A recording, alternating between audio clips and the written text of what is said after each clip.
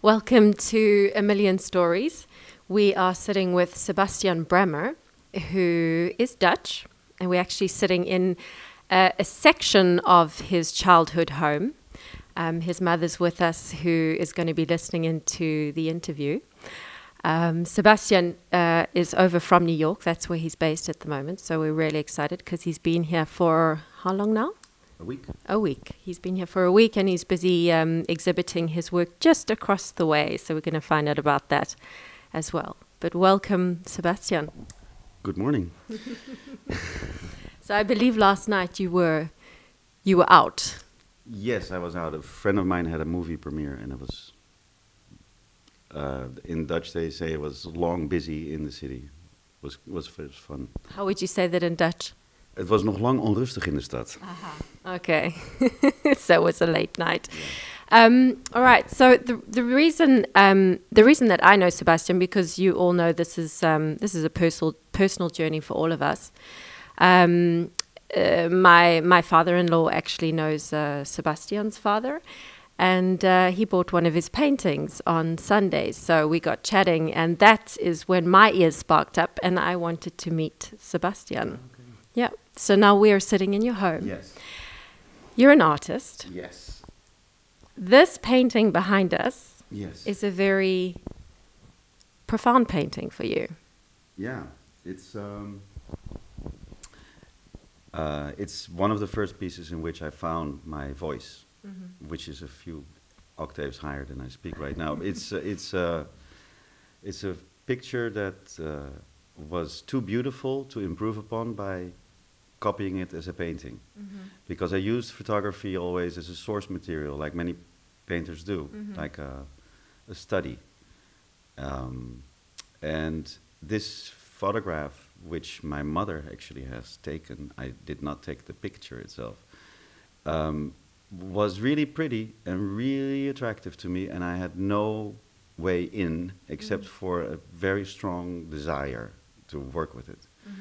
And I was in the end, it was around 1999 or 1998, and I think I'd had tried to make a painting of this in many different ways. And I had, like was always doing, because I didn't go to an art school, so I always worked by myself. So it's always this quest on trying to find your voice and trying to find a way of working, but at the same time being quite naive as strategy. It's really always been like a based on desire and ambition and trying to articulate something that is, hard to articulate. So well, let's talk about that, because you say you didn't study art. No. And we're going to keep referring back to this painting, but you keep referring back to this painting. You didn't study art, so that's very interesting. What did you study? Nothing. I went to when I was a child. I had a lot of, like many kids, I liked comic books a lot. And that became not an obsession, but a passion for me. And so I started frequenting comic book stores here in Amsterdam a lot. For a short period, I lived in the countryside. And over there, you have a lot of time by yourself. So I spent a lot of time reading and drawing. And when I was old enough to independently go to the city, that would be my goal. I would get French fries and da-da-da, but then would end up in the comic book stores. And there were just 3 or 4, and 2 of them were really my favorite. One was a tiny old hippie place called the Real Free Press. Does it still exist? No. The owner has died and everything is gone. But it was a beautiful, beautiful little vestige of the past. Real 60s, die-hard hippies. And real counterculture, and really exciting for me to browse around. It's a place that's musty smell and smelled like hashish and marijuana, and the guy had a beard and hair, and he had amazing stories to tell. Yeah. That was one, but it was a very, very low end kind of place. When I told my father about that I would go there, he was raised his eyebrows, because it has an interesting history. And the other one was a place called Comic World, also does not exist anymore. And I was there part of the furniture. you know, a little. I was basically, I think, the mascot of the place. You make me think of a little boy and, like, you know, the Harry Potters, or, you know, one of these little boys who goes into these little bookstores and, you know, dusts out all the dust off the books. Well, it's really interesting when you exactly, there's history to be had and information to be gathered, and at the same time it's very accessible because it's comic books and it's a language you understand. But were a lot of underground comics that were very interesting in the 70s, and this kind of do-it-yourself kind of quality, especially the Real Free Press too. This was made by guys that were just, you know, that's what they loved to do and that's what they did, and there was no bigger ambition than just making something they really wanted to make. The Real Free Press had its own newspaper and other things, and everything was hand-lettered. So imagine a printed page this big. This is a guy who was completely stone out of his mind probably for months, doing nothing but lettering perfectly all these things. And the beauty of all these things is that it stood the test of time. You know, now if you see those things, you're still impressed. The comic books, right? The comic books, the publications, the pedigree is quite amazing. Like they reissued a lot of antique comics, like Crazy Cat, which is from 1910. And at that time, it was very hard to find that kind of material. So they would lift it from the original newspapers, reprinted it in black and white, illegally, of course. And then the cover would be made by another artist who would copy the style of Crazy Cat, and they would bound it and ship it and do the whole thing themselves. And they called themselves the International Real Free Press. But it was like, you know, two hippies, and they would go to San Francisco once in a while. But Joost Zwarte, who is now a he would do the drawings for the cover, I think. And so these were the comic stores that you would go and frequent when you came into the city, and this is where your inspiration started. Yeah, and my idea of like this is something that people do, and I was really impressed by these people. And art, actually, I always was a little disdainful of, because I had the feeling that these comic book artists, they put like 7 paintings on one sheet and then make the 7 paintings cohere into a story, but also a visual that works. So that's quite a lot of work, because I try to do it myself. And intellectual work. It takes you in. Yeah, like any art, it's a story to be told, and it's just. So why were you opposed almost to art and? Well, listen, I'm 13 at this point, so opposed to art is a big word. I was not knowledgeable of art, and I have a few hang-ups, and one of them is a little bit of an anti-authority streak somewhere. So art was for me maybe also a little imposing, except for I had some really good memories as a child of going to see a show at the Stedelijk Museum, where there was a big Nicky de Saint-Val installation, and you would enter the show through the open legs of an enormous woman that I remember, and some other kind of. But I wasn't. My parents were definitely cultured, but they were not. Visual art was not necessarily where the emphasis was. So comic books I liked. It was my territory, and my brother had left, when he left the house, an enormous collection of comic books, but more maybe conventional, a bit more like Buck Danny and no, and that's not entirely true. Asterix and Obelix and all these beautifully drawn, fantastic things. So I continued that collection kind of, and I worked in the comic book store, but then I started making the labels in the store. So you worked there as well? Yeah, I was the mascot. Okay. So first I was paid in comic books, and then I would draw the letters, and then I started, was at the register, and I would draw on every plastic bag by hand a comic book character. So people would come in, would buy like a bunch, and then they would get a hand-drawn bag by this 14-year-old nitwit, and everybody thought it was really cute. That was, I think, the thing. And then I think I stopped working there maybe when I was 16 or 17, and the place also had a bit of a change of fortune there. But it was really informative for me, and they were very, very caring. And it was this city was a little bit different, very exciting, and I had like these fantasies. It was also the 80s, so there was like this, there was a little undercurrent of doom still somewhere. And I had these feelings of like, well, if the whole world goes to shit, then I can go to those guys, or I can go to the cafe where I know a really big man, or this one coffee shop where they have these guys with a big Doberman. So I would create these kind of patterns of security, you know, like stand-ins also, because my brother and sister were older, but had moved out of the house. Okay. So you build a network of connections and of Which friends. would be like is super cool at that 15 years old.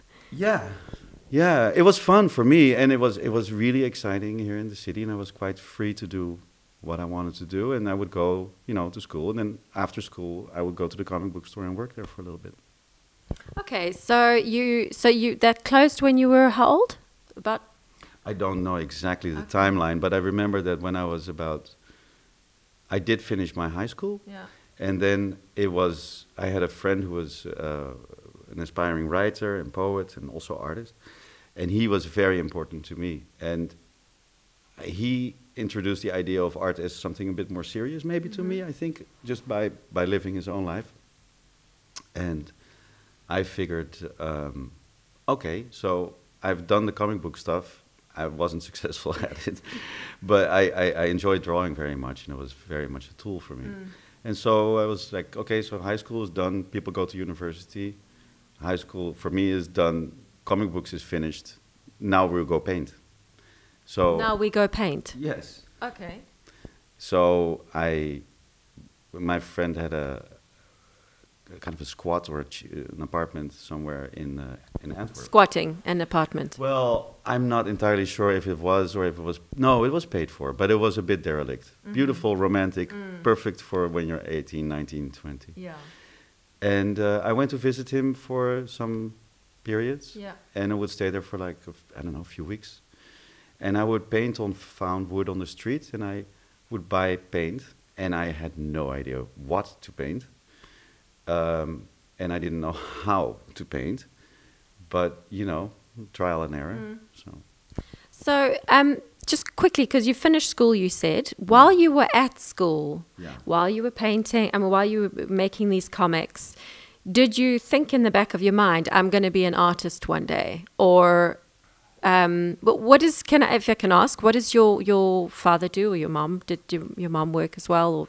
Yeah. My parents were both working. My mom was a psychotherapist, say that right, and studied in pedagogy originally also. And my father was a lawyer. Okay. And so, yeah, that was not part of a normal purview. Although my grandfather on my mom's side was an architect. Okay. And there was definitely an aura of art there because he had a passion for music and I think also art. So I probably had some respect for art, but I never, again, the anti-authority streak maybe. I don't know, I was it's very hard to understand for me now how I was so determined and focused on that, even though there was no landscape for me to imagine myself in it. Determined on? On making stuff, on making things and taking it very seriously and taking my own desire to do this quite seriously, even though I had no desire to go to an art school.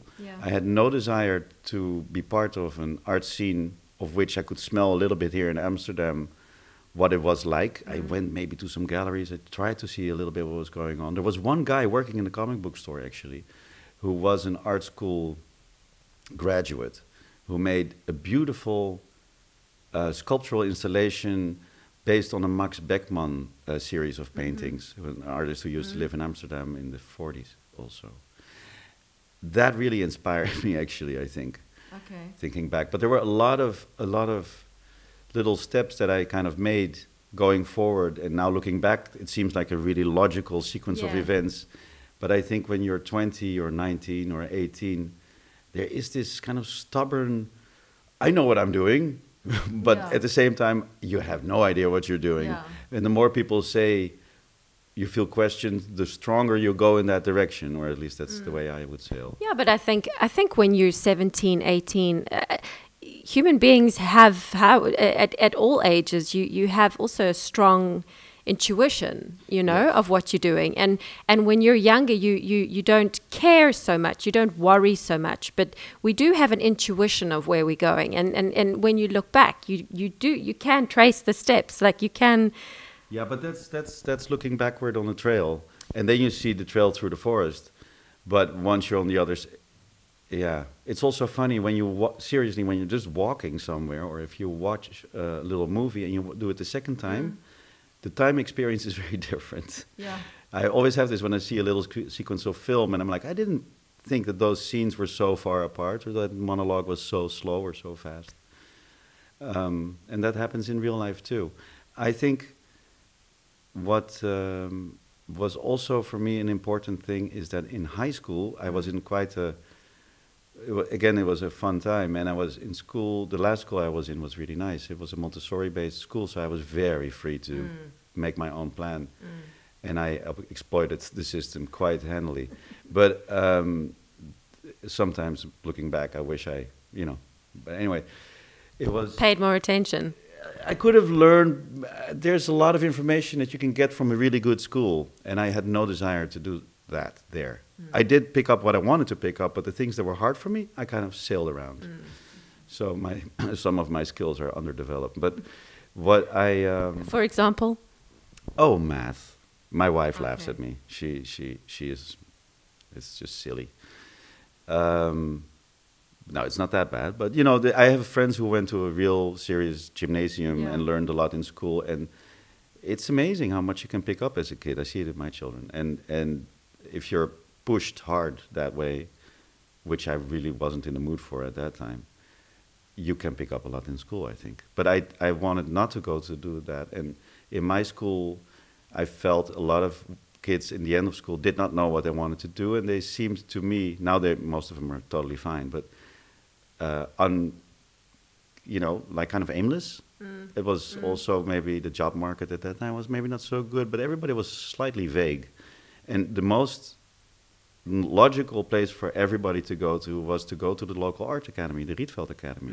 And I had the feeling if all those people who I liked a lot, but who had no serious drive, are all going to that place, and I know what I want, then I'm not going to go to that place as well. Yeah. Maybe I was also afraid of being rejected because I was always, you know, the artist or the guy who made the drawings. So, but anyway, I didn't want to go to that art school at all. And I also wanted to leave Amsterdam because I'd really milked the city for what it was. And I had a lot of histories here, and I was just, it was also a bit of a mess. And my parents were starting to, had divorced. And there was just a lot of stuff I wanted to, I wanted to have an adventure somewhere. You needed, and a lot of people at 18 just need to explore the world. Yeah, a little bit. So first Antwerp, just visiting my friend, and painting on wood. Painting on wood, making some really serious, ugly things, and then I just kept painting and painting and painting, but nowhere to go with it really. And in the meantime, because let's think about this, if some 18-year-olds are watching this right now, were you making money at the time, or how were you feeding yourself? No, I think my father was really generous in the sense that he gave me 1 year to kind of figure it out after high school. And I think I was passionate enough, and I also had this plan to travel, and I was going to make a trip to South America with a friend, and I had, you know, I would make some money at the comic book store. But what happened then is that I visited a friend who I vaguely knew from high school. I mean, he was a friend of a friend from high school, actually. He lived in a different city. And he attended an open studio program in The Hague called the Vrije Academy. And he had a little studio there by himself in this giant building, and he would apply for grants and would paint. That was his thing. And he had no real supervision. So I visited him there, and he really pushed me. He said, like, you should get one here too. You should do the same thing. I was also a year and a half older maybe than him. And so what age were you now when you went to Den Haag? This is 1991. Well, I went to visit him there. You were still based in Antwerp at the time, painting on wood. I was based here. I would go sometimes to Antwerp. Probably on a visit back from Antwerp, I stopped in The Hague visiting this friend, something like that. I don't exactly remember the narrative. But so I went to meet the director of the school, and I said, "So what do you do to get a spot here in this place?" And he was an older artist, and very interesting guy, and very, Stalinist. He called himself also, I think. And authoritative, very. Yeah, the guy was funny. He ruled the place like a Stalin, but at the same time was a socialist. It was just a fantastic kind of character. And I asked him, "What do you do?" And I think he had to chuckle a little bit. And he said, "Well, show me 10 paintings and 10 drawings, and come back." And so I went away, and for a month I worked really hard, and I made 10 paintings and 10 drawings, and I came back. No, I made many more than that. I really made a lot of work. And he was like impressed. He was with probably also my diligence and stamina and all that stuff. So I had a spot there. And for a year. And it didn't, to get a grant, it didn't matter that you hadn't studied art. Well, I didn't get a grant first, right? I first just got the spot there for free. That was fantastic. And then I asked people there, "What do you do? How do you sustain yourself?" "Well, you have a fund that people apply for." So I was just blindly naive of like, okay, sure. So I'll paint a lot, and then I made really big paintings. I started painting very, very, very large paintings. And I would go to... Was there a reason why they were so very, very large? It's easy to paint very, very large because you can stretch yourself out. It's very impressive. You can completely immerse yourself. And I would go to Central Station, and I would go to the photo booth, and I would put, a gilder in the machine, and I would take a few self-portraits, trying to fathom what was happening inside of me and what the hell am I going to paint. Then I would take those pictures, I would take them to The Hague. I would roll out these very big sheets of canvas, and there was a painting store nearby where you could buy pigments and make your own paint, which was very cheap. And I would make these enormously large self-portraits, very modest. And then you use, and I would throw the paint around, and I would just experiment like hell. And I was totally immersed in my own drama. I thought it was very serious. But something did come out, and of course you do get better, and you do get more interesting. And so, after about a year and a half of that, there just seemed, there were some places in The Hague, and there were some places here, but it was so unattractive for me. I didn't see myself fit in that landscape at all. What do you mean? There were some places here and some places there? Galleries. Oh, galleries. And the highest goal would be like a museum or something like that. But I don't know. It just didn't seem like any kind of... motivation for you. I was not so... No. I was just, again, the anti-authority thing. Did you get a grant in the end? Yeah, I did. Okay. I got first a study grant there, and then I asked in the school, like, what's the next one? I would apply, and I would just apply for the biggest ones always. And you got a study grant, so you studied something. Well, that's what they call the study. Oh, I see. The studio, because Vrije Academy does imply that there's an academy there.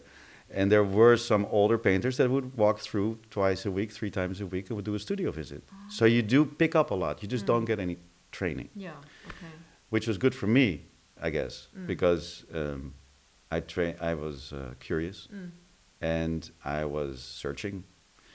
I was also very much in desire of learning technique, but I heard and found out that in most academies, proper academies, or more disciplined academies, rigorous academies, they didn't really teach craft anymore. So I was really like, why would you ever go to a painting academy if they're not going to teach you how to paint or technique in any sense? And that painting material store, which was about a block away from the free academy, the Vrije Academy, there was an old painting store that was like 150, 200 years old or something like that. And there was an old man there who his legs were amputated by the point I came.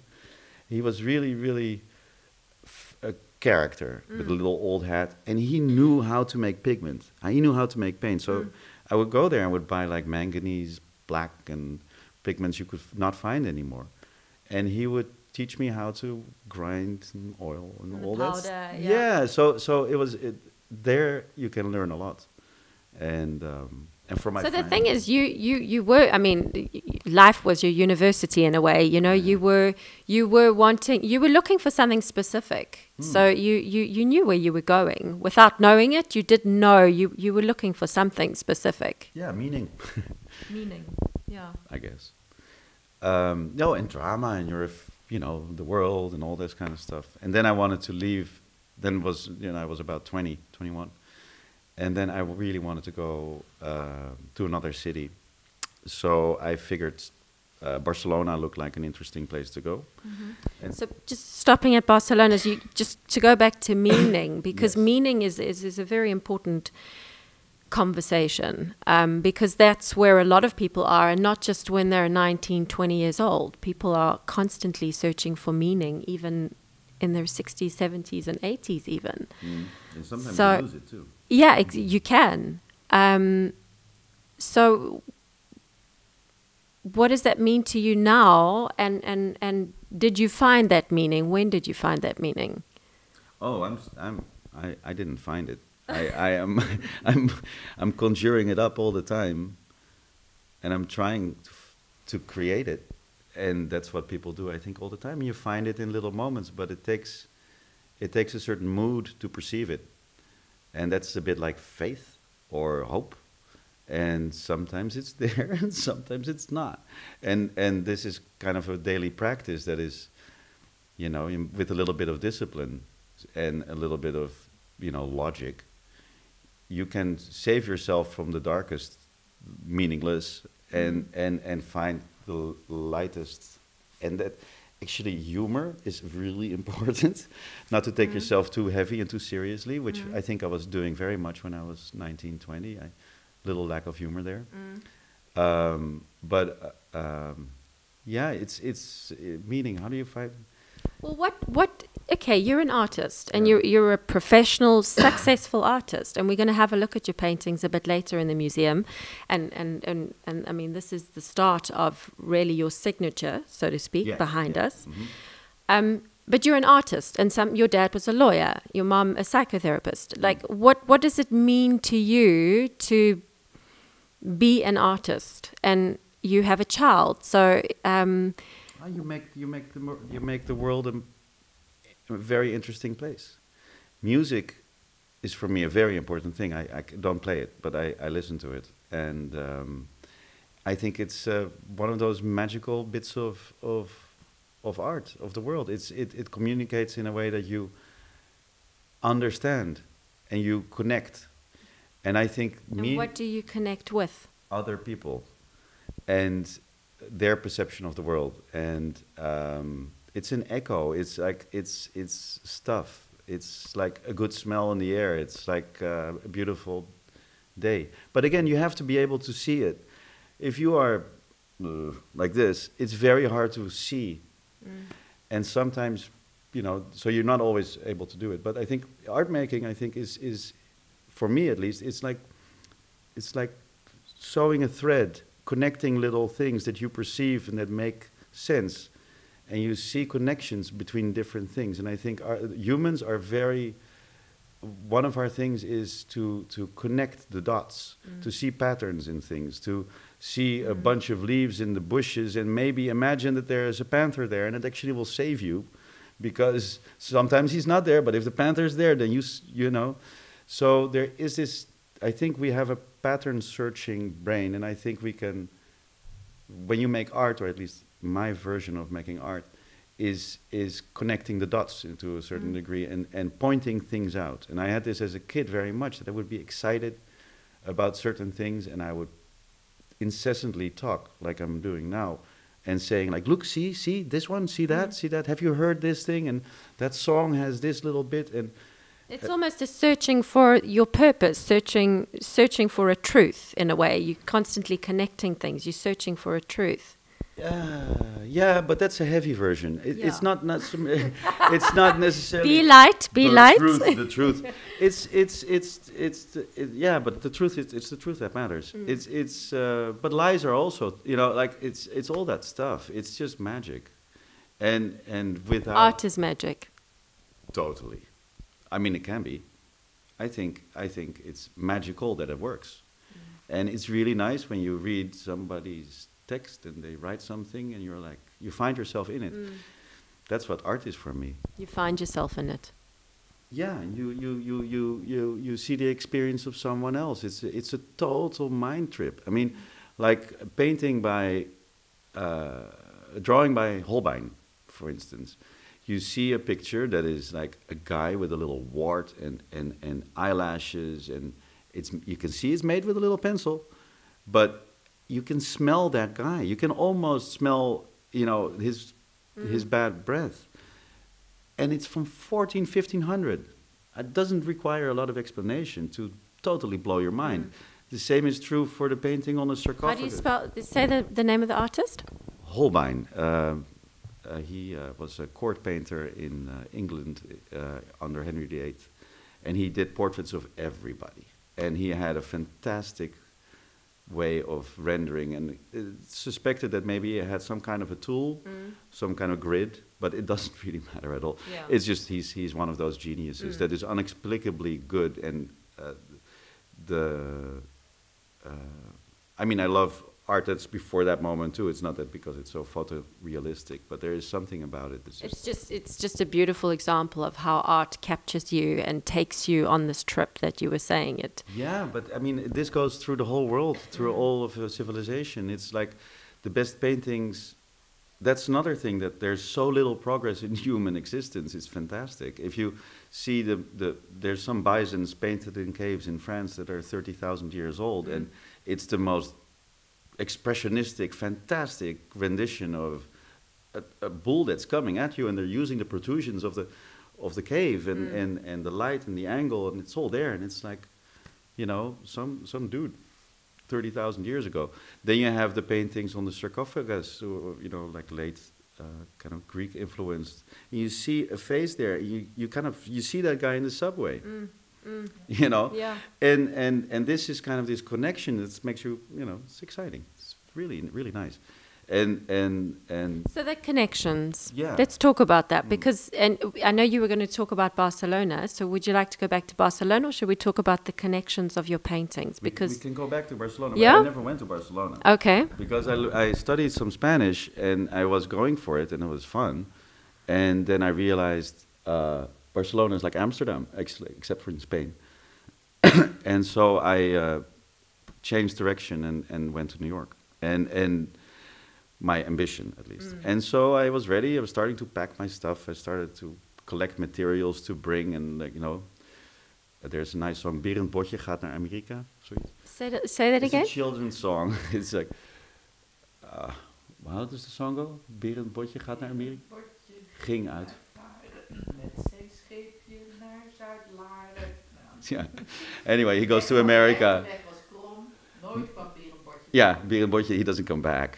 I didn't realize that. But is there, And you haven't come back either, unless you're exhibiting. Unless you think that I'm really sitting here on this couch. But it was, so New York. And then I went to New York with the idea of and with, of course, the director of the Vrije Academy, he said, go, it's going to be fine. Because I asked a lot of people, am I crazy? What, you about 25? 21. 21, okay. So it was quite soon after you were at... Yeah, all this stuff, I don't know exactly the timeline. 22. 22. And so I was ready for the adventure, to take a job and do the whole thing. But in the lead-up period to that, I had applied for one last grant. And I had found there's the biggest one, werkbeurs, they called it. But it's for people who have been to Art Academy, which wasn't really my case.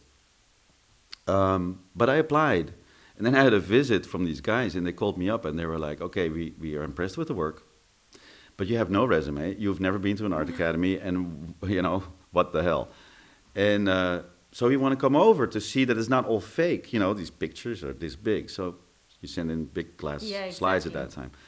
So they came over for a studio visit, 2 men, I don't remember their names. They were very different. And we kind of had not a fight, but it was definitely an argument there. And I was I'm painting myself. Of course I'm painting myself. That's all I know. I remember that kind I of. couldn't believe that something so magical and beautiful came out of someone who No, I hadn't don't think- studied. No. I think different. I think they thought, how could something so large and so pompous come out of something so young and naive? Where the goal, you know? But at the same time, probably also brave and inspiring and cute and sweet and maybe beautiful. I don't know. Yeah, but they were sometimes good, but they were heavy, big paintings, no humor, dark, black and white at that moment. Anyway, so I was like, well, that was fun. And they left, and I was over. And about a week before I left, and I had my ticket already to New York, I got the news that I got that grant. Wow. And it was a bundle of money. And people that I saw in their faces when I told them other artists, people were hunting for that thing. That is so. That's so nice to hear that, you know, that you were following your truth. You kept just following this truth inside you, this voice. You know, you didn't want to go to Rietveld. You had your own reasons for it, but it's so nice to hear that you were doing your own thing and, you know, creating your own path and still getting the support from people. Maybe there was a fight, but it's so nice to hear this, you know. Yeah. No, it was incredible, and that support system in Holland also had a negative effect, that there were a lot of people here in a kind of a dependency situation. I think I exploited it in a good way, maybe, because I did get that grant and it helped me. But in New York, funny enough, I had suddenly the ability to rent a small apartment and paint 24/7, which is what I did. I painted all the time. I made an incredible amount of work. But because I was not in need of getting a job, I also was relatively isolated because I didn't meet people in a normal way because I didn't have a job, right? And you're an artist. And I was by myself in this little room. Yeah, but I'm an artist. I'm 22 years old. I have nothing to show for. I'm coming from nowhere, basically. You're in New York City, and I would tell people, you know, they were like, so what are you doing here? Well, you know, I'm a painter. And how do you support yourself? Well, I got a big grant in Holland. Do you have a gallery? No. Have you ever been to art school? No. And your country gives you money to pay? Yeah. You know, that was really surreal. I mean, but it was fantastic, but otherworldly. And so I made a bundle of paintings, and I met a lot of artists there. I would hunt them out. I rented the apartment from a New York artist. I was connected. I think I got her number from an American painter who had moved to Amsterdam. His name was Charlie Citron. And Charlie gave me Judith Fleischman's number. And Judith Fleischman I called, and she was living with her painter friend, her boyfriend or husband, Andrei Reuter, who was a Russian. And I met Andrei and Judith in the apartment, and she looked me over, and, you know, I rented her place, and they went to Holland for the summer, I think, or whatever. And she did, you know, I guess I was amusing too, you know, it's like this bundle of energy. And when you come to New York and you're 21, 22 years old, you have a little bit of a naivete to it that people are very supportive of in New York. In New York, it's very open to people with a drive, an ambition, and you're not jaded yet. You're totally like, and people are, it's like this magical year. I always say this to people, when they come to New York, you have about a year and a half to get goodwill. You get a shitload of goodwill. People are very, very nice. And so she gave me the number of this painter, Donald Batchelor. I said, call Donald up. He likes young painters, young boys. And I showed up I called him up, and he was like, yeah, sure, come over. And, you know, he was from a different generation. He's a little bit older. He's, I think, a little bit older than my brother. And he had already been in the Whitney Biennial a ton of times. What is that? It's an important museum show, like a semi-annual exhibition of kind of the best of, or the most important art at that moment. He was the Whitney Biennial. The Whitney Biennial. Okay. And the Whitney is the Museum for American Art. And so he had done that, and he had grown up as a painter with Basquiat and Keith Haring, and all those people had just died. And the whole scene of the Lower East Side had the East Village art community The whole punk thing was just over. And when I arrived in 1992, New York had just, it was devastated in terms of the art world. The big crisis had happened in, I think, in 1988. So no one was selling anything. There was, I mean, of course, some people were selling something, but it wasn't the boom of the 80s anymore. So it was a very open landscape too. A lot of people were very, curious. All right, so that's when you were 22, about? Yes. Yeah. We're talking December 92 is when I arrived, and I had the plan of staying a year, almost a year. So winter, spring, summer, end of summer, Indian summer, and then I would go back. And I had painted a lot, and I had written, I wrote a lot of letters to friends. Again, this dramatic self-quest, and just, being alone. And then I came back to Holland with a bundle of paintings and the promise of an exhibition in a gallery in Rotterdam from a friend who had worked there, and I wrote him a lot of letters as well, sent him pictures of my work. So it was great. I was leaving New York. I had a real bundle of paintings under my arm, and ready to do a show. And I arrived back in Amsterdam, and it was the fall or the winter, and it was dark, and it was quiet. And I was working really, really hard still for that show, and then I hung up the show. It was January or February, and I was like, I can't stay here. It just seemed like so silly. I would do another exhibition in Holland, maybe 3-4 years later, if I was very, very lucky. If best case scenario, I would get another grant, and I would get, maybe in 10 years, they would sell a painting to a museum, and this is your life. It seemed very, very, very flat. And on the cusp of the opening, I mean, I think close to like a week before the opening, I was sitting with a mutual friend from New York in a little Spanish restaurant in the Lange Niesel, waiting for a table, and the window was facing the street, and the menu was on the window. And my friend sitting next to me, Karen, she said, "Hey, that's Andrea, the waitress from Café de la Pace in the East Village." It was a short blonde woman with her friend equally. No, she wasn't blonde at that time. She was brown-haired. And both of them looked like each other, and they were very happy. There were two Brazilians that were choreographers, and they were part of the Choreografen Festival in Groningen. Yeah. And so we invited them in and asked them to join us for dinner. And then I had a party later that night of a good friend who had a birthday. And I took the Brazilian girls there, and then I spoke the whole night with one of them, Andrea, and then we kissed, and then she said she would call me. Is this your wife? Yeah, this is my wife. So she became your wife. She became my wife. And you took her back to New York? No. She lived in New York, right? Okay. But she was performing here. And she said that she was going to call me back when she would come through Amsterdam again. And I was like, nah, she's not going to call me. Not going to call me. And then I was like, damn it. And so I called all the theaters in Groningen, or at least I got the numbers.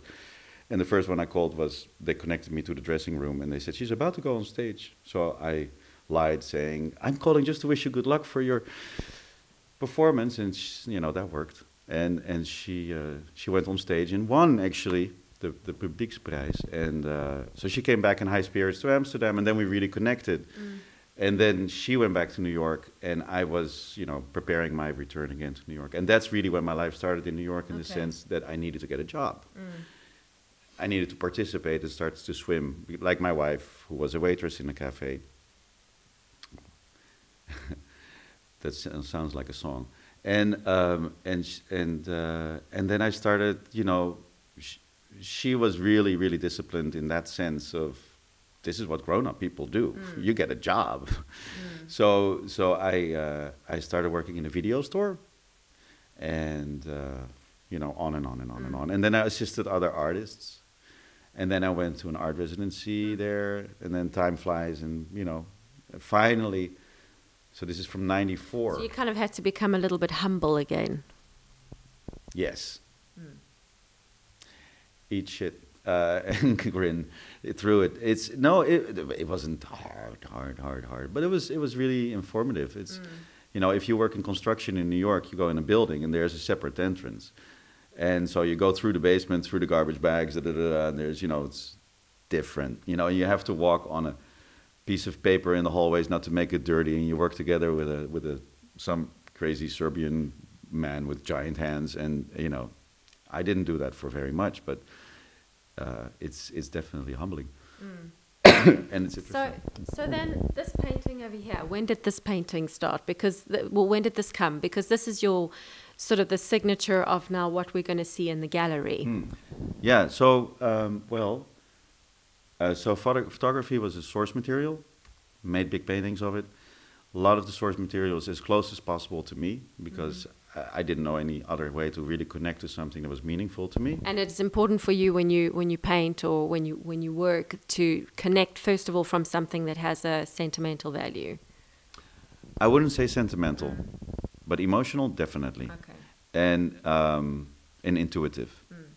So yeah, you need to really like what you're doing in order to spend a lot of time doing it, I think, for me at least. And I like drawing. So what happened to me was doing these paintings, you stand up and you paint. But remember, I always would sit down drawing. And I remember doing this from a very young age, spending hours sitting down at the desk and drawing. And that's my MO. That's my way of, that's how I feel comfortable.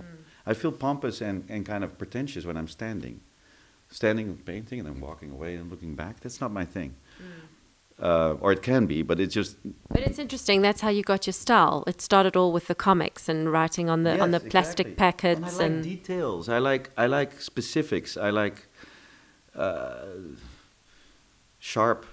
I mean, I like also chaos and wildness, but there is a desire for detail and entering things in a very minute way and bringing things down to a scale that is infinitesimal, like very, very pinpricky. And like each little spot, line, mark has its place. Yeah, it didn't just end up there. That's not what. That's true, but that's not what I mean. I how do I say this? I guess graphic would be the right word. I made a book recently, and we almost called it a graphic novel. But I felt that would be cheating because people would buy it thinking it would be a graphic novel, which it isn't. It's just text and pictures of my paintings. But that was with that in mind also. I have I have an attraction to books and drawings and paintings. So, you have a son. You have one son. You have, I have one child. Son and one daughter. Okay, one son and one daughter. You're an artist. You talk about how you were rebelling quite a lot through your teenage years. In my mind, in your mind, and maybe in my behavior, but it's not like I was going around like a rampaging hooligan, but close. What advice would you give to your son, your daughter, when they're going to start deciding what they want to do? I think they don't need any advice from me.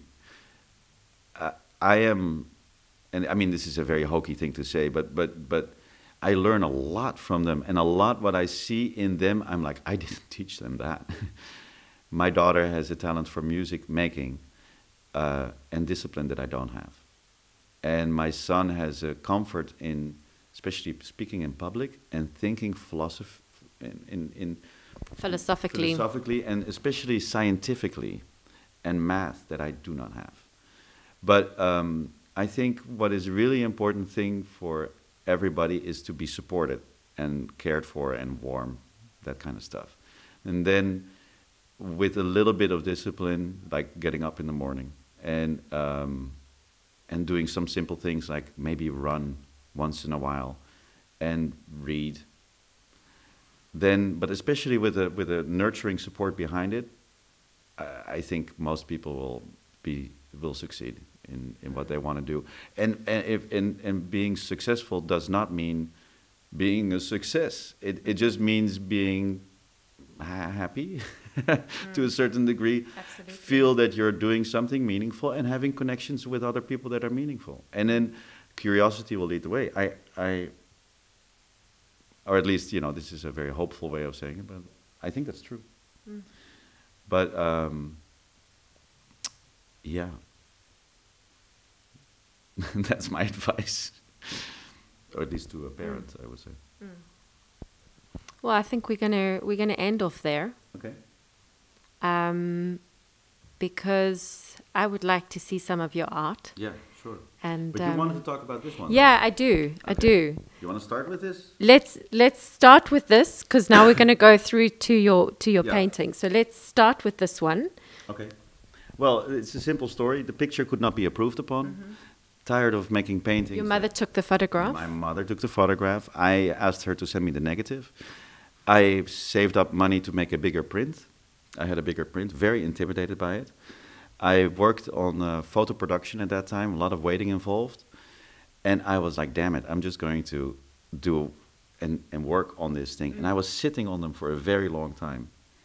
And this magical picture of this little girl swimming underneath water, being suspended, seemed something just really nice. But what do you do to make it better? Why is it meaningful that I do something with it, especially if I didn't take the picture? And who is in the painting? It's my niece. My niece Veerle in Curaçao, and my mom took the picture. And I had the picture lying around. I had 3 prints of 3 different pictures. And the first one that was really a good connection for me was I was in New York. My wife was in Brazil. Mm. She called me late at night about to go onto the plane and saying, baby, I'm really afraid the plane is going to crash. I'm going to die. It's going to be an end of the... She's dramatic sometimes. And I was saying, oh, no, baby, it's going to be fine because, the plane is not going to crash. Everything is going to be fine, yeah. And I'm sure of it. And, you hang up the phone. And I couldn't sleep. And then I started thinking, like, oh, my God, now I'm going to sleep. And maybe it's not going to go well with that plane ride, and what am I going to do? I'll watch TV. No, you know what? Let's start with that picture once. So I was like, good therapy. I'll start on the top and make a little mark. So I made a little mark, and I made another one, and I was like, okay, I'll just keep going until I can't go anymore. So I made this wavy pattern over the picture, kind of suspending this air or mist with little marks and dots. And I didn't like my lines anymore. I didn't like drawing like that. So I did little dots, able to kind of putting it in between the emulsion of the picture, adding a little bit to it, but creating a scrimp or a veil, kind of holding seemingly the little child, the woman in the picture, the girl in the picture up, suspending. And then I started thinking, well, if I now stop, then I'll fall asleep perhaps, or maybe something will happen. So I created this magic thinking trip where I created meaning for myself to keep myself okay and stable and calm, to keep my wife safe in the airplane over the ocean, to enter this picture into some meaningful way and create meaning out of nothing, because of course this is conjecture. This is not necessarily my power to hold a Boeing 747 up in the air by making a drawing with little dots on a blue picture in an apartment. So the picture was close to finished by the time that she came home. And I called the picture, I held my breath for 13 hours, afraid she wouldn't come home. So that was an aha moment where you create matter and meaning out of very, very, very ephemeral things. And I had this one, then I had 3. And like always, trying to get studio visits, people to come over, and 3 different people wanted to show my work. Wow. And then I chose one, and that was my first beginning of making a first solo show in New York City. And that was in 2000. They gave me the offer. 2001. So you finished this the time your wife got home from the plane trip. In one sitting. I hoped to. Yeah, I mean, I think it was about 13 hours or 14 hours. Yeah. And then when you finished this, did you feel there's something, this feels good. Yeah. This feels good. And it's beautiful. It's And was this, there's nothing before this, there's nothing like this style. This was really the start. And these little drawings, the little dots, the connections, that's what started that day. No. I had done an art residency in which I was doing 3 different distinct ways of painting. One was making collages with different layers of canvas on top of each other. That was quite strong and good, and I pursued it like a dog and did everything I could with those paintings. And after about making 20 of them, I was done. I was not it wasn't going anywhere. Then I also was projecting pictures, these kind of pictures, on a wall, and then I would paint the picture on the wall with a slight different white than the wall was. And with spray paint and other things, creating this ephemeral, ghost-like apparition. So you would walk into a room and you would see nothing, and then if suddenly you would, from the corner of your eye, you would see this whole enormous photograph, basically, hand-rendered, but painted. But the making of those, the idea was great, because it worked with this photography memory idea and all really nice, but the making of it was not joyful. It didn't have that emotional connection. I wasn't sitting down. No, I was standing simple up and I light. was copying a large photograph. That's not really fun to do. People do it all the time in art, but as soon as possible they get an assistant to do it. Because it's just not, it's not, for me, it's not a creative experience. The only creative experience would come at the very, very, very, very end. When you like, oh, do a little twist here, sharpen that little edge, make that a little bit better.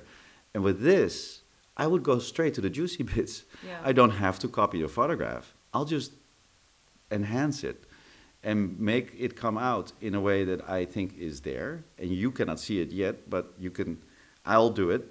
And then you can see it through my eyes. So I went from more abstract patterning to, and that's how it started. Okay. Beautiful. Yeah, Well, let's then take a look at a few of your paintings and also Sure. go to the gallery. that'll be fun. Thank you for sharing your journey with us. Oh, it's fun so far. Yeah, so far.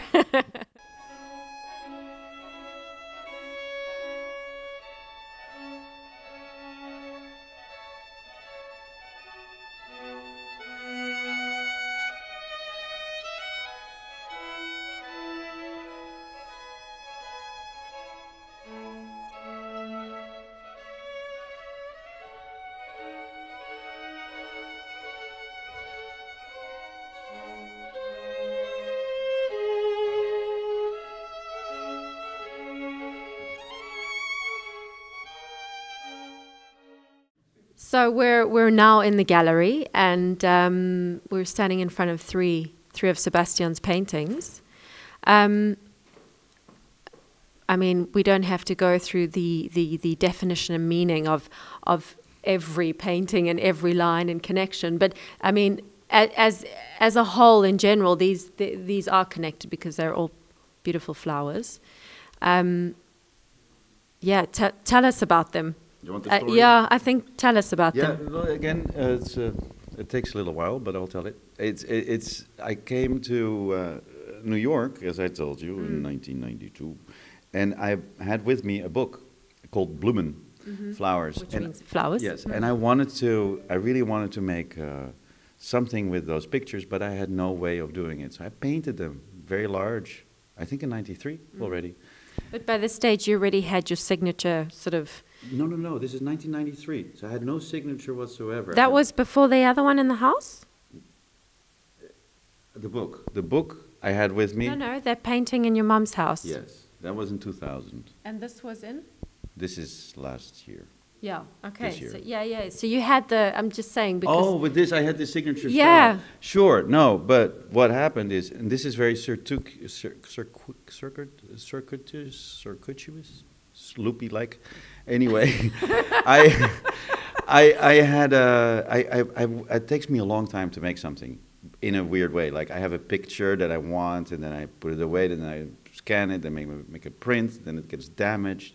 and it allows you to layer. It takes usually about 15, 20 years for something to go from beginning, from germination to fruition. Yeah. And so it's very much true of this one. Well, so I knew I was going to do a show in Amsterdam for the first time ever. I was going to do it across the street from where my mom used to live. And that's where we are now, by the That's way. where So we- we've just been in Theo's mother's house, which is across the way. And he, when he was a little boy, he... Sebastian. Oh, sorry, now No, I'm no, saying it's your okay. dad's name. It's totally okay. Just met his dad. Where Sebastian was living in the house just across the way here. So it's also such a beautiful story that you've come, your exhibition is here and your house is across the way. And Yeah, so perfect. So the title of the show also has a meaning, and that, I like these to hide. and the these title little- is... A Street Called Straight, or Street Called Straight, actually. Yeah, that's a little line from the Bible. But what I wanted to, well, straight is a body of water in English, and I went all around the world to end up right at the same spot where I started looking out of the window, making comic books, all that kind of stuff. So I found that there was poetry in that. And I also have been changing my art. This actually is very much like the other things. I've also made a lot of other works that are quite different. So there's moments of inspiration and insight that you have. And there's a beautiful story of insight and inspiration that's called, that happened on the road to Damascus. The road to Damascus in English has a particular meaning. It means, it's equated with inspiration and insight, and particularly religious insight. And Damascus at this moment is, Syria. I thought all these things go through my mind when I try to come up with the title, to tie things up a little bit. But the road to Damascus, there was a guy called Saul on his way to kill Christians, and that was his thing. And he was, a Jewish tribe, and he's sitting on his horse and he's doing this, hunting these Christians, and then he's hit by the light of the sun. Something happens. He falls off his horse, and he's prostrate on the floor. Many artists have painted this, and he is on the ground. And in his mind's eye, Jesus is screaming at him, "Why are you prosecuting me?" And the guy is blind. He's totally agog with what happened. People say, "We'll take you to the house of Judas on a street called Straight in Damascus." Wow. So he's brought there. After 3 days, he regains his sight, and he becomes the Apostle Paul. So he went from Saul to Paul, which is another line about blindness in a book by Ralph Ellison in New York that is called The Invisible Man. And here you are connecting all these dots. Yeah, so I'm just making stuff up. So these paintings are based on scans I made of pictures that I had in a book with me when I left Amsterdam. And I was in need of some color in my life. And it was the spring, and I had a show coming up in Holland, and I thought, oh, duh, I'll just bring... Spring. And I'll bring flowers to Amsterdam. I'll bring tulips, tulpen naar Amsterdam, and bringing water to the sea, and doing the most stupid, obvious thing, but I thought, yes, that's what I want to do. And these tulips, these pictures, this book, was also created out of darkness. It was made in the Second World War by the best printers and the best lithographers and the best flower makers. The people that cultivate flowers. I'm blanking on the name now. Flower makers or flower planters? I don't know. They grow by themselves, Crops, kind of. yeah, so they're not the really made, farmers. Yeah. Nah. No, I know. So these are three Dutch, things: printing and graphic design and bookmaking and lithography and flowers. I mean, that's, add cheese to it and you've got the wit now, and you add windmills. But that's very, very obvious. But so in the war, they made this patriotic book in the Hunger Winter, a very dark time. And they finally found paper enough to print it in 1948, and it was then given to the Queen. Okay. And all these Dutch flowers have, the tulip and the thing, they have like very interesting names too. There's a story to that too. And all these flowers are actually from Afghanistan and Turkey. The tulip is a Turkish flower. What a beautiful connection again. Yeah, and the world at this moment in Holland Yeah. is specifically is having issues with immigration and its national identity, and keep the trouble at bay and let's build a wall around. And that's just not it's a dumb proposition, I think, and it's also it makes no sense whatsoever. But anyway, I think the immigration. Now you're getting debate, into politics, Yeah. and which I mean that's what I guess. I mean that's also what art's about. Art's a reflection of everything that's going on. Exactly, and I'm just a sieve also, and of everything that happens and influences me all the time. So I'm totally not unaware of the horrors that happen in the world all the time. And sadly, sometimes I forget to listen to music, but I listen to public radio in New York City. So you get like a daily 24-hour injection of everything that happens. And of course that stuff filters in and can make you happy, can make you very sad. And it can also inspire you. And sometimes you can turn that stuff upside down and twist it and bend it and make it into a picture. And of course this is like, again, conjecture, but sometimes there is this weird thing that happens that people understand what you're doing by osmosis. That they look at a picture and they do get a vibe from it. And these bigger ones is one story, but these small ones is all the pages where I painted straight on the pages of the book. Why did you have the book at that time? When I left Holland, it was a pretty book. It was a beautiful bound volume. A 19-year-old. Why would a 21-year-old? How old were you? When was this? Because you left Holland when? When I was 21. Exactly. 21-year-old has And a I'm book. 45 now. Has a book called Bloemen. Well, That's interesting. I'm a picture maker. Pretty pictures inside. No, again, I think it's because of the comic book background that I like books so much. And I gave this book actually to Donald Batchelor in New York to the first studio visit, because he was painting all these enormous tulips. So I was like, you have to have this book. And then I was like, fuck, I gave the good book away. So then I had to find another one. And I went back, next time I was in Holland, I went to a lot of antique fairs and I finally found the book. Wow. Yeah. So this is also a collection from the book that you've sorry, I think I'm in the way here. Yeah, that I you've repurposed it. I amplify the colors, and then I do this thing which is a bit silly in my mind. I think it really works. It's putting all these colors together, mix them up, blend them in a way, and create these gravitational lenses. So that's like this stuff. Yeah. And it's actually, for me, it's a depiction of this phenomenon that happens in space and optics, where you can see different objects in space simultaneously. There's something called Einstein's cross, which is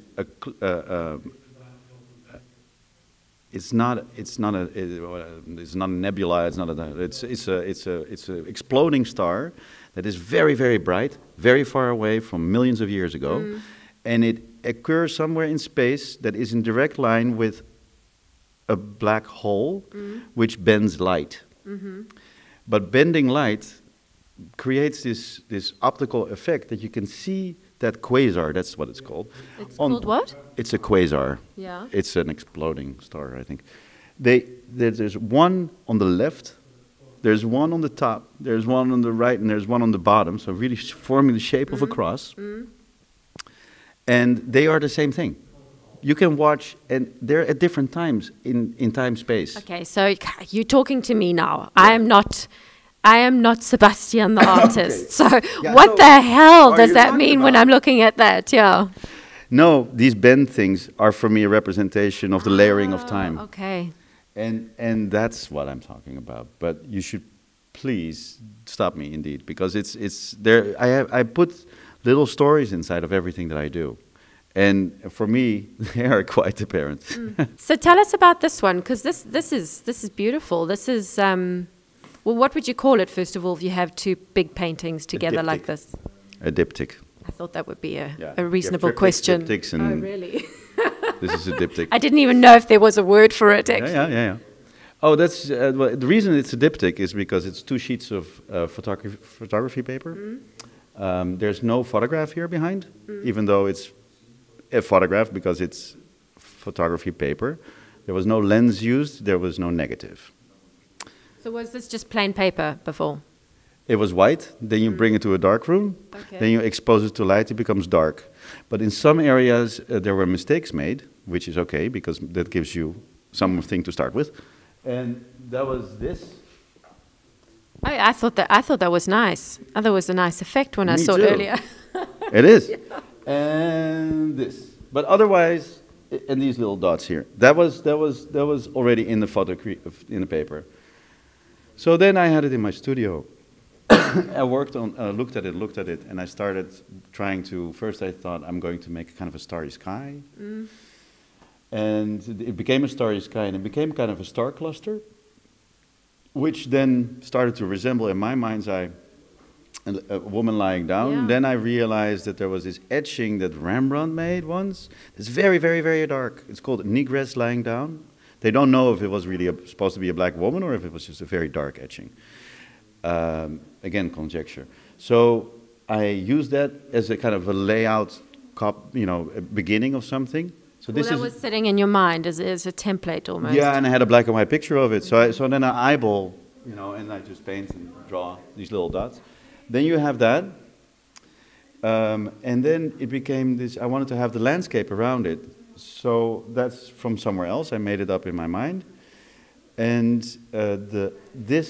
this area over here became this kind of watery substance to me. It was like a dreamscape kind of place, which set me off at this whole other tangent again. And this is maybe a year or two later, where I started working and spent a lot of time in Philadelphia in the Museum of Art there.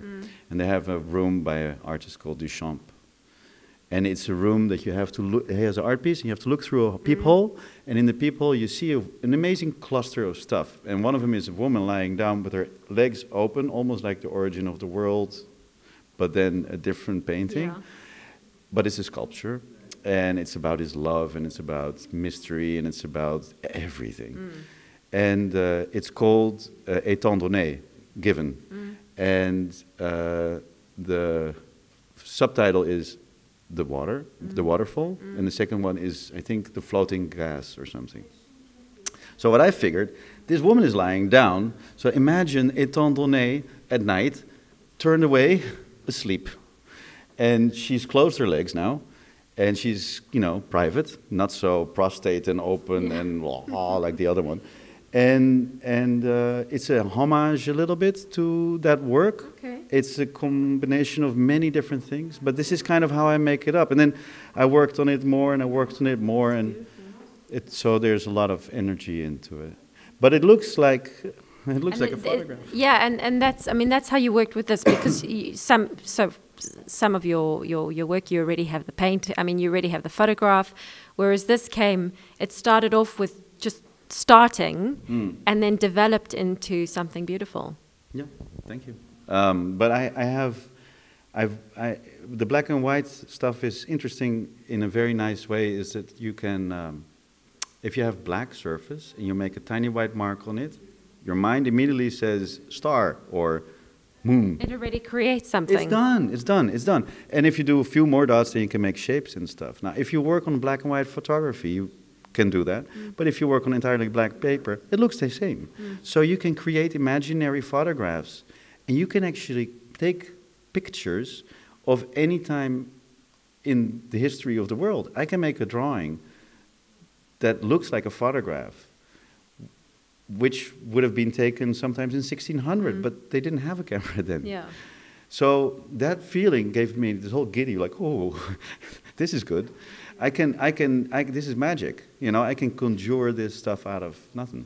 So I made a whole series of tiny, tiny miniatures in black and white. And some of them are real photography, and some of them are not, and nobody can tell, and I forgot which one is which. Which is, that's good, that's the good stuff. So that's that. I've really enjoyed hearing your story and one story. Yeah, the few stories, and listening to your journey. And you're an artist who's created your own path. You didn't study. You had what it sounds like beautiful support from your family, Absolutely. which you say is so important. And we look for. I hope that we meet you again. Actually, when you come back and exhibit Yeah, again. yeah. That's the deal. Cool. Deal. Nice to meet you. Nice to meet you.